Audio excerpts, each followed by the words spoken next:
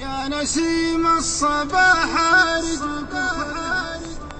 يا نسيم الصباح أرجوك خذ هالرسالة واعطها للذي ما تمكن فيك يعني صاحب بين كل الخلق مرضى بداله لو يجوني جميع الناس قاصي وثاني الصديق العطوف اللي ملكني دلاله في غلاته تفوق عن جميع الغواني اعطها آخر علومي واسأله كيف حاله واكتم السر لا يدري به انسان ثاني صاحب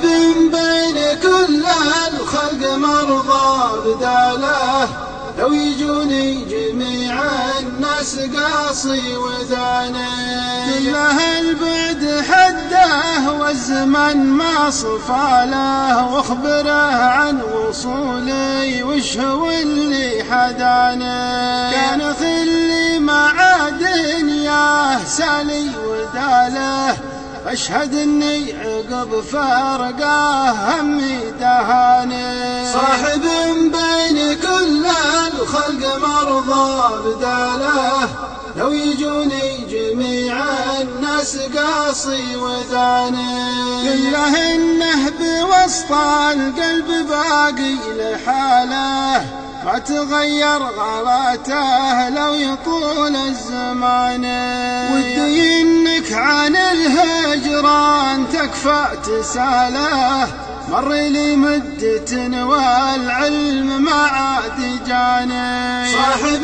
بين كل الخلق مرضى بداله لو يجوني جميع الناس قاصي وثاني كان من ينقل النام مات عني حكاله والله انه ببهتان الظليم رماني ثم قل له وش اللي من طرفنا جراله واسأله وين ذاك الود وين الحنان صاحب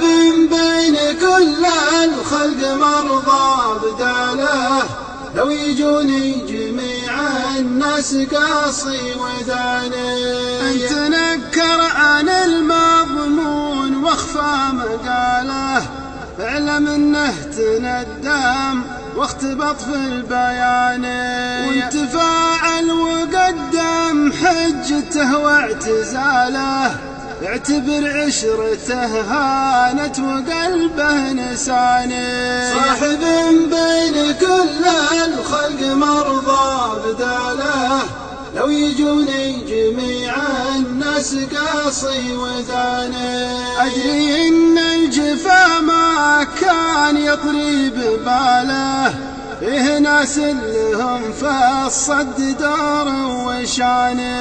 غيروا غالي كان الفراس ماله واختلف عن مسيره صاحبي في ثواني صاحب بين كل الخلق مرضى بداله لو يجوني جميع الناس قاصي وثاني